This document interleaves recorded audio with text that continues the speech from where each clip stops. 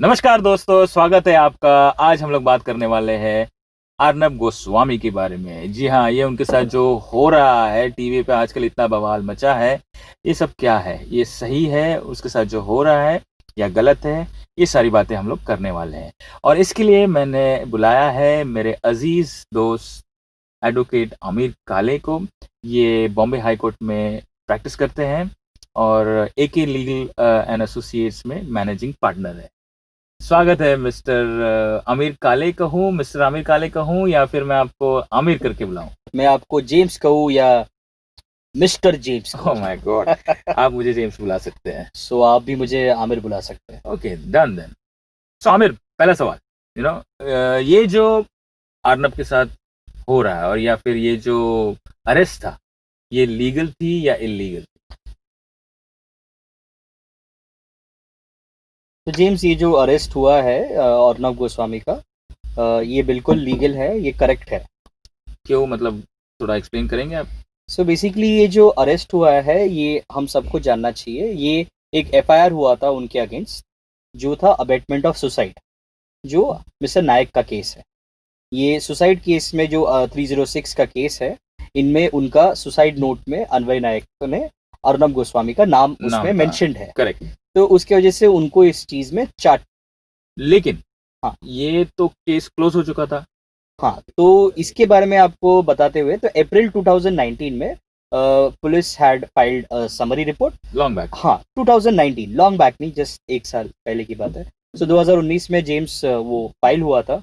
और पर मेरे ओपिनियन से, मेरे मेरे मुताबिक या मेरे पर्सनल ओपिनियन में, ये जो समरी रिपोर्ट भी फाइल की गई थी, इसमें जो विक्टिम है, जो फैमिली है, जिनका जिन्होंने नायक। सुसाइड किया है, नायक की जो फैमिली है, उनको प्रॉपर रिप्रेजेंटेशन नहीं मिला उस समरी रिपोर्ट को, या वो क्लोजर रिपोर्ट जो आप कहो, उसको अपोज करने का। So it is basically incorrect closure only. Correct, मतलब उनको मैंने उनका क्योंकि इंटरव्यू भी जो देखा था। सुसाइड के केसेस होते हैं ना जेम्स, इसमें क्लोजर जो होता है, उसमें आप जो विक्टिम है, जो कंप्लेनेंट है, जो इसमें नायक के फैमिली है, उनको एक अपॉर्चुनिटी दी जानी चाहिए थी, जो नहीं दी गई है। मतलब कुछ भी नहीं हुआ था, राइट? मतलब न कोर्ट में कुछ हाँ। उसके ऊपर बहस हुई, करेक्ट कुछ नहीं। Correct correct. तो उस वजह से क्या हुआ था, ये जो नाइक की फैमिली, इन्होंने मई में 2020 में इन्होंने अनिल देशमुख साहब, जो होम मिनिस्टर है, उनको लेटर लिखा और उनको रिक्वेस्ट की कि ये केस को आप री इन्वेस्टिगेट करवाइए, इस केस में आप प्रॉपर इन्वेस्टिगेशन कराए। और उनके डायरेक्शंस के बाद ही ये केस में फर्दर इन्वेस्टिगेशन हुआ है। Correct me if I am wrong, मतलब द डेथ हैपेंड, सुसाइड हुआ, सुसाइड के ऊपर एफआईआर हुआ, एफआईआर के बाद वो केस मतलब बंद हो गया, क्लोजर फाइल हुआ। और फिर जब इनकी फैमिली ने रिक्वेस्ट की, मिस्टर अनिल देशमुख से रिक्वेस्ट की, तो उन्होंने ये रीओपन करवाई, जो होम मिनिस्टर है, उन्होंने रीओपन करवाई, राइट? उन्होंने रीओपन कराई, मतलब उन्होंने एक डायरेक्शंस दिया कि इस केस में इन्वेस्टिगेशन होना चाहिए। यस, और ये मई में हुआ। Yes, correct. And then all this episode started May. हाँ, राइट, मई में हुआ। और एक और बात जानना जरूरी है जेम्स, सबको जानना जरूरी है, सिर्फ अर्नब गोस्वामी को इस एफआईआर में अरेस्ट नहीं किया गया है, राइट। और दो और अक्यूज्ड है। अनफॉर्चुनेटली मीडिया उन लोगों के बारे में ज्यादा नहीं बताएगी, क्योंकि वो अर्नब गोस्वामी नहीं है, वो एक फेमस जर्नलिस्ट नहीं है, वो कोई फेमस पर्सनालिटीज नहीं है। सो ये चीज को भी हमें समझना चाहिए। और फेमस होने का चांस मिला नहीं उनको। उस बात पे तो अर्नब ही सारा लाइमलाइट लेके जा रहा है। उस पॉइंट पे तो मैं कमेंट नहीं करूंगा, बट बोलने का मेरा मतलब ये है कि 3 अक्यूज्ड है इसमें। एफआईआर थी अबेटमेंट टू सुसाइड का, जिसमें अरेस्ट हुआ, जो लीगल है, क्लोजर रिपोर्ट फाइल हुआ। पर मेरे ओपिनियन में with all due respect to the Indian courts, मेरे ओपिनियन में वो क्लोजर इनकरेक्ट था, जो पहले हुआ था। इसलिए रिक्वेस्ट की गई उनके फैमिली से, और वो फिर इन्वेस्टिगेशन हुआ, जिसमें अरेस्ट किया गया। अब अरेस्ट क्यों करती है पुलिस? इन्वेस्टिगेशन के लिए। तो it is proper, it is completely legal. चलो ठीक है, मान लिया ये प्रॉपर था, लीगल था, कुछ इसके अंदर वेंडेटा नहीं था, लेकिन जिस तरीके से ये हुआ, लाइक अचानक पुलिस पहुंच गई, थोड़ा फिल्मी स्टाइल में हुआ, किसी को बताया नहीं, और बहुत सारी पुलिस फोर्स के साथ आके उसको लेके गए, ये सही था, गलत था, या पूरा ड्रामा था? देखिए, अभी वो जो ड्रामा आपने न्यूज़ चैनल्स पे देखा है, उस पे मैं कमेंट नहीं करना चाहता हूँ। बट इस बार मैं with complete hand on my heart I can say police ने करेक्ट किया है। पुलिस ने जो अरेस्ट किया है, it is absolutely correct in a proper way. क्यों? क्यों? अगर जिनको हम अरेस्ट कर रहे हैं, जेम्स, ये कितनी सिंपल सी बात है। अगर मैं आपको अरेस्ट करने आने वाला हूँ, तो आप भाग नहीं जाओगे। नहीं, बट लीगली क्या होना चाहिए? अगर समझिए मैं सेलिब्रिटी नहीं होता हाँ, और मेरे पास पावर नहीं होती थी, तो लेट्स से जेम्स मनासे को कैसे नोटिस दिया जाता था और सिंपल। पकड़ाया जाता था? देखिए, सिंपल है, इस चीज में समझना बहुत सिंपल है। अबेटमेंट टू सुसाइड का केस है, कॉग्निजेबल ऑफेंस है, जिसमें पुलिस के पास पावर्स है अरेस्ट करने के लिए, to investigate in the matter, जो उन्होंने किया। वो अब तो तुम समझ जो गए, आप हाँ। जो बोल रहे हो तरीके के बारे में, he is a famous journalist. उनके बहुत क्लियर था कि उनको जब अरेस्ट करने जाएंगे तो बहुत रिटेलिएशन होगा, बहुत सारी चीजें होगी, तो लॉ एंड ऑर्डर की भी सिचुएशन हो सकती है। वो सारी चीजों को मद्देनजर रखते हुए पुलिस ने जो अपना कोर्स ऑफ एक्शन डिजाइन किया, it is correct. Okay, okay, good. So yeah, so it was legal, और जो तरीका था वो भी एक्सेप्टेड था कि यस, दूसरा कोई तरीका नहीं था उनको नोटिस देके बाद में पकड़ा जाए। ओके, तो अगला सवाल ये बनता है आमिर कि अभी अर्नब गोस्वामी जो बॉम्बे हाई कोर्ट गए थे बेल के लिए, उनकी बेल हाई कोर्ट ने रिजेक्ट क्यों कर दी? हाई कोर्ट ने उनका बेल रिजेक्ट क्यों किया? तो देखिए, अर्नब गोस्वामी ने हाई कोर्ट के अंदर बहुत सारे एप्लीकेशंस लगाए थे, जिसमें उन्होंने लगाया था क्वॉशिंग ऑफ एफआईआर। What अब does क्वॉशिंग that ऑफ एफआईआर क्या होता है? एक एफआईआर है और आपके हिसाब से वो जो एफआईआर है जेम्स, वो गलत है, उसके अगेंस्ट कोई केस ही नहीं बनता है। अगर Okay. अगर हाँ, हाँ, समझ किसी गया को मैं, लगता है, किसी अक्यूज को लगता है कि वो जो एफआईआर है वो उनके खिलाफ गलत ही है, तो वो हाई कोर्ट जाते हैं, हाई कोर्ट को रिक्वेस्ट करते हैं एक एप्लीकेशन के द्वारा कि आप ये जो एफआईआर है इसे क्वॉश कर दीजिए। तो उन्होंने वो एक चीज लगाया। फिर उन्होंने एक हैबियस कॉर्पस पिटीशन लगाई। Habeas corpus. हैबियस कॉर्पस बहुत फेमस है, जिसमें जिसके तहत वो ये बोलना चाहते थे कि ये जो अरेस्ट हुआ है ये इलीगल है। ओके, सो उनको गलत तरीके से अरेस्ट द किया गया। अरेस्ट। ओके, हाँ, अरेस्ट इज इलीगल, हाँ। So that is an habeas corpus. तो इन्होंने ये दो चीज लगाई। अब देखिए, बेल का जो लॉ है, जब आप cognizable, non cognizable, sessions tribal matter होता है, तो आपको सेशंस कोर्ट में बेल लगानी होती है, section 439 of code of criminal procedure. ठीक है, इसके तहत आपको कहाँ लगानी चाहिए थी? सेशंस कोर्ट में। तो उन्होंने क्या क्या एप्लीकेशन लगाए? Quashing of FIR, habeas corpus petition, ये सारे सेशन कोर्ट में लगाए उन्होंने। ये सारे उन्होंने हाई कोर्ट में लगाया। अब हाई कोर्ट का जो ऑर्डर है, अगर आप मुझे परमिशन दो तो मैं हाई कोर्ट का ऑर्डर रीड करना चाहता हूँ, Please. ताकि कुछ मिस्टेक ना हो। Please. So I read the Bombay High Court order. It states, in the facts of the present case, no case is made out for release of the applicant petitioner under extraordinary writ jurisdiction. In our opinion means High Court के opinion, the petitioner has alternate and efficacious remedy under section 439 of Code of Criminal Procedure to apply for regular bail. थोड़ा हिंदी में हमारे दर्शकों हाँ, को तो समझा दर्शकों देंगे? को एकदम ट्रांसलेट करके हिंदी में बताने का मतलब इसका जो ट्रांसलेशन है Summary वो है। ये है कि हाईकोर्ट ने कहा है कि जब तक आपके पास ऑल्टरनेट रेमेडी अवेलेबल है, there is a remedy in law, तो आप पहले वो एक्सरसाइज कर लीजिए। अच्छा, और उधर आपको अगर न्याय नहीं मिलता है तो हमारे पास आई। तो हमारे पास आई। वरना क्या हो जाएगा जेम्स, हर पिटीशन लेके straight away they will go to high court, correct, which Arnab Goswami actually Did. did.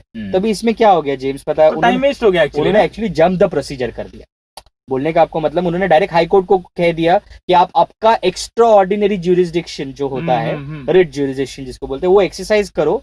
और वो एक्सरसाइज करके, थोड़ा टेक्निकल वर्ड्स है रिट, ये सब बहुत टेक्निकल वर्ड्स है, बट अंडरस्टैंड आपको, आपके व्यूअर्स को, आपको अंडरस्टैंड कराने के लिए उन्होंने रिक्वेस्ट की हाईकोर्ट से ही कि आप मुझे बेल दे दीजिए एक्स्ट्रा ऑर्डिनरी पावर यूज करके। समझ गया मैं। तो ये उनके जो वकील थे उनको समझ में नहीं आई ये बात?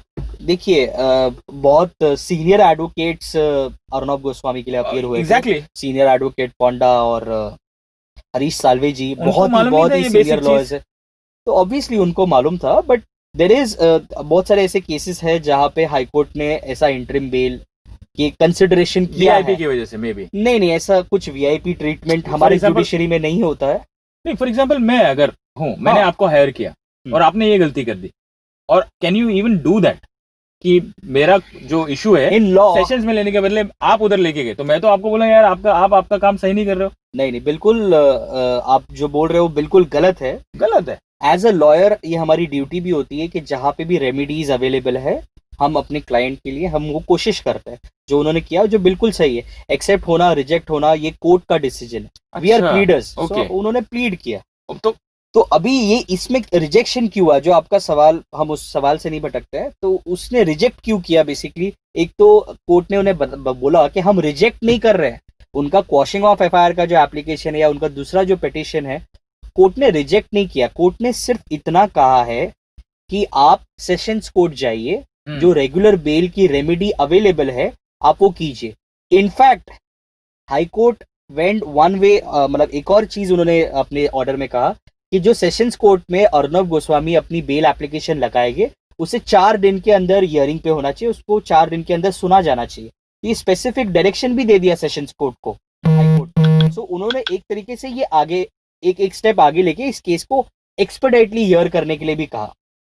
इंटरेस्टिंग। अब मैं आपको बताऊं इसके ग्राउंड्स क्या, जो आप कह रहे हो कि इनके वकील ने ऐसा क्यों किया, सेशंस कोर्ट जाना चाहिए। वो सेशंस कोर्ट भी गए थे बाय द वे, उन्होंने हाँ सेशंस कोर्ट भी गए थे, बट वो हाई कोर्ट जाके हाई कोर्ट को रिक्वेस्ट कर रहे कि आप आपकी एक्स्ट्रा ऑर्डिनरी ज्यूरिसडिक्शन जो है आपको दी गई है, जो हाई कोर्ट के पावर्स है वो प्लीज एक्सरसाइज कीजिए। और जो मेरे ओपिनियन से, with all due respect to the जजेस and with all due respect to the courts, उन्होंने कहा कि ऑल्टरनेट रेमेडी अवेलेबल है तो आप पहले वो एक्सरसाइज कीजिए। और उनमें उन्होंने एडेड बेनिफिट्स भी दिए। तो इनके जो काउंसिल्स थे, पोंडा जी और जो हरीश साल्वी भी अर्नब गोस्वामी को रिप्रेजेंट कर रहे हैं, तो उन्होंने क्या कहा कि पहली बात ये तो अबेटमेंट ऑफ सुसाइड का केस बनना ही नहीं चाहिए, just based on a suicide note. फिर उन्होंने कहा कि ये केस में 2019 में क्लोजर रिपोर्ट फाइल हो चुकी है और अभी मैजिस्ट्रेट की परमिशन भी नहीं ली गई है या कोई कोर्ट का परमिशन नहीं है कि ये केस को रीओपन किया जाए, विच इज करेक्ट। मतलब ये बात फैक्चुअली ये बात करेक्ट है कि कोर्ट की परमिशन नहीं थी अरेस्ट करने की। पर एक मैं बात बताना चाहता हूं, जो मैंने आपको हमने पहले भी आपको बताया कि जो क्लोजर ही हुआ वो इनकरेक्ट है।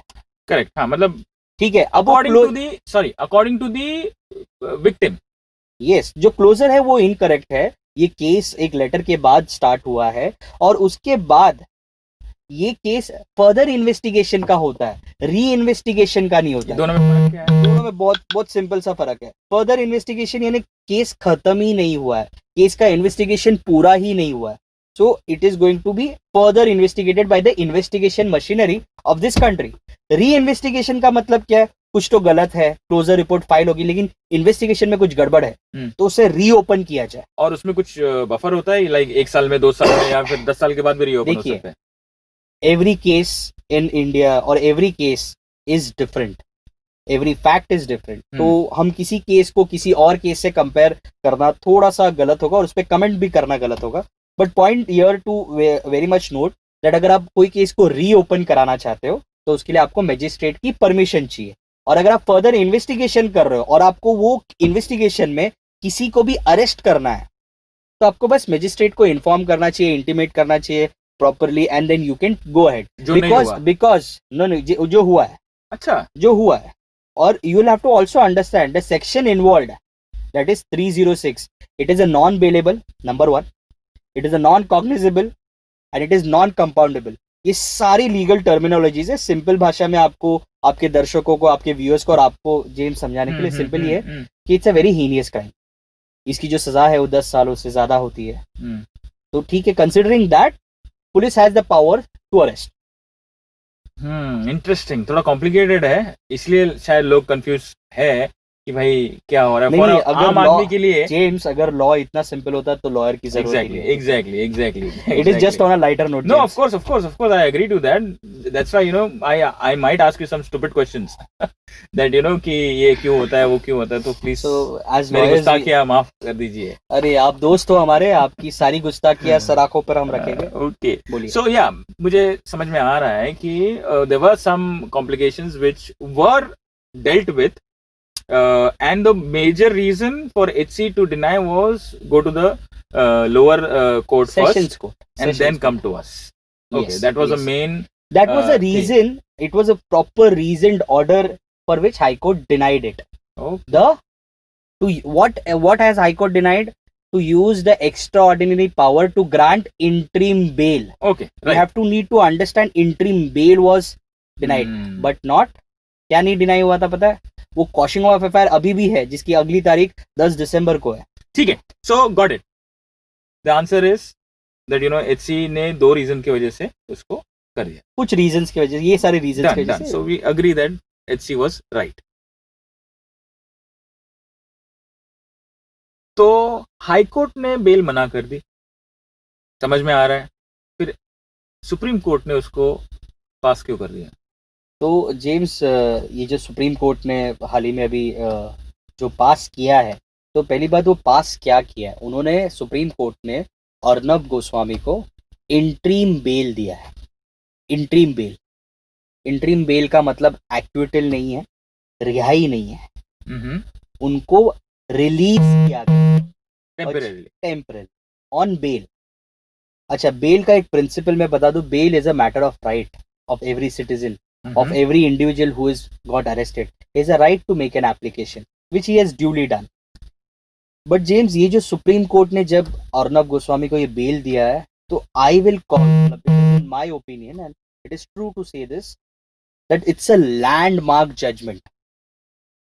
The judgment that has been passed by Justice D.Y. Chandrachud and Indira Banerjee, it's a landmark judgment. Why? And I mean, क्या है इसमें ऐसी खास बात? तो जेम्स, मैं थोड़े से कुछ पॉइंट्स रीड करना चाहता हूँ फ्रॉम द जजमेंट इटसेल्फ, तो that will give you and the viewers that understanding कि ये इतना लैंडमार्क जजमेंट लोग क्यों बोल रहे हैं, क्या है इसमें importance. So first thing, so you will have, आप जेम्स आपने देखा ही होगा, वो न्यूज पे हर जगह आ रहा है, breaking news. Supreme court orders release of Arnab Goswami from jail. Says personal liberty must be upheld.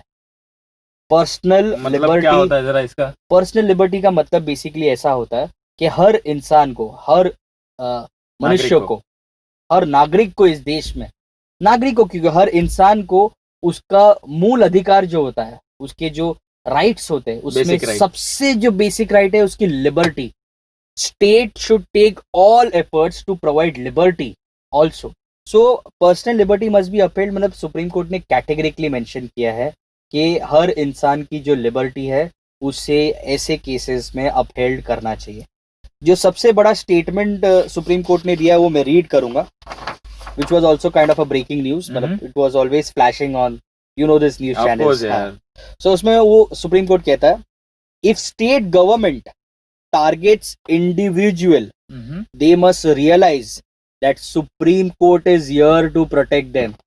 James, एक बात बताओ, it's a strong message from the apex court of this country saying that I am here or I am there to protect even an individual citizen.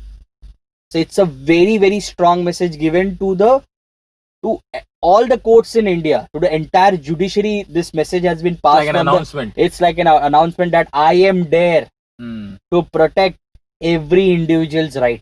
But I'm sorry, I'm interrupting you. हाँ बोलो. अगर ये हो गया है तो are we saying कि बाकी जो जर्नलिस्ट है जिनके साथ सेम चीज हुई और वो जेल के अंदर है, उनको बेल नहीं मिल रही है, उनको बेल मिलेगी अभी? जेम्स, विथ रिगार्ड्स टू, मतलब आपने ये जो सवाल किया है ये बहुत ही एप्ट सवाल है. बहुत सारे न्यूज़ चैनल्स पे या बहुत सारे जो लोग क्रिटिसाइज करते हैं या कुछ अपने ओपिनियंस मीडिया पे रखते हैं, मीडिया में रखते हैं, सो उनका ये सवाल है. तो अब तो जो बहुत सारे जर्नलिस्ट है जो जेल में है, बहुत सारे ऐसे लोग हैं, बहुत नागरिक ही है, all are citizens who are there in the jail, अब तो उन सबको बेल मिल जाएगी. देखो, बेल के प्रिंसिपल्स में एक है जो मैंने आपको बताया कि bail is a matter of right, but it is given at the discretion of the court who hears the bail application. मतलब वो जो जज जो वो बेल एप्लीकेशन सुनता है उसका डिस्क्रिशनरी पावर्स है. हर केस जेम्स डिफरेंट होता है. as I mentioned, every case is different from another case. Definitely इस प्रेसिडेंट को जब सुप्रीम कोर्ट ने सेट किया है कि personal liberty must be upheld, so this कुछ इज ना कुछ होगा उसके बारे में। डेफिनेटली बहुत सारे जो नागरिक है हमारे, वो कुछ केसेस में कोई भी रीजन से, let me not comment on that James, but अगर वो अंदर है तो उनकी लिबर्टी को भी अभी कंसिडर करेगा, किया जाएगा। Yeah, so मतलब it's a claim that Supreme Court Yes. has made and it will be questioned that बाबा आपने अभी बोला है और ये नहीं कर रहे हो। हाँ, और ये जो उन्होंने बोला भी है, which is a human right, I should not be kept inside until the trial is there. India में एक बहुत अच्छा प्रिंसिपल है जेम्स, जो सारे व्यूअर्स को ये जानना भी जरूरी है कि until unless you are proven guilty you are innocent.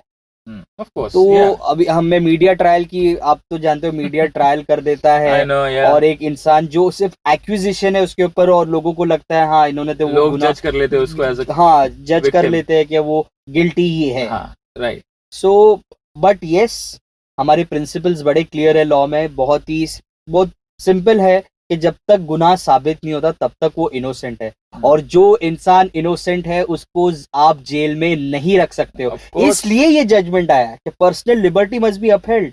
और ये अभी आपने जो क्वेश्चन किया मुझे, मैं जानता हूँ आप क्यों वो क्वेश्चन कर रहे हो कि इतने सारे जर्नलिस्ट है, बहुत सारे नागरिक है जो अंदर है, जेल में है, उनका क्या? तो उन्हें भी ये राइट है, उन्हें भी ये राइट है, and they can use this Yes. as a fresh thing, right? Because this is fresh that Supreme Court has how do you say वापस उन्होंने वो कंफर्म कराया है कि कंफर्म कराया है। we are there for every citizen. Yes, absolutely correct, but James जैसे मैंने कहा कि हर केस अलग होता है, डिस्क्रिशन ऑफ द जज is important who hears the bail application. Right. Next चीज जो मैं बोलना चाहता हूँ, जो उस जजमेंट में ही है, very interestingly justice DY Chandrachud ने कहा है, if this court, I am just reading what is there in the judgment, Please. if this court does not interfere today, we are traveling on the path of destruction. Can you please हम लोग को हिंदी में भी समझा सकते हो? So आज अगर सुप्रीम कोर्ट ने इस मैटर में इंटरफेयर नहीं किया तो हमारा देश एक डिस्ट्रक्शन के पाथ पे चल रहा है। यानी कि जो अर्नब को बेल मिली है, अगर वो नहीं मिलती, हाँ, अगर हमने इंटरफियर नहीं किया और अर्नब गोस्वामी को इंटरिम बेल नहीं दी गई, so we are going to set a wrong precedent in the society. इस वजह से ऐसे स्टेटमेंट्स है जजमेंट में। आगे उन्होंने क्या कहा, forget this man Goswami, you may not like his ideology, left to myself, I will not watch his channel. James, ये कितना प्यारा मैसेज है सुप्रीम कोर्ट से। अगर मुझे आपकी आइडियोलॉजी, मुझे आपकी सोच, मुझे आपका खान पान, मुझे आपका कल्चर, मुझे आपका रिलीजन पसंद नहीं है, all fine, all fine, but justice में जब आप जाते हो तो वही वो क्लियर कर रहे हैं कि leave it, it's irrelevant, I will not say it's irrelevant, but that should not be considered. Correct, yeah. सोचो अगर ये ऑब्जर्वेशन हमारे देश में हर किसी ने अपना लिया कि ये इसका रिलीजन है, it is good, correct, and even if I'm not saying it is good, I'm saying that it is not bad. Yeah, I don't have the right to say that bad. Yeah. So इससे हम बहुत peacefully रह सकते हैं। This is a landmark journey. It's like we agree to disagree. Yes, it's okay, we agree to disagree. Yeah. But what is the point that if these observations are completely taken by all the judiciary and everybody, trust me, we are gonna live a very peaceful judicial, True. Good law and order will be properly maintained. I agree, completely agree to that.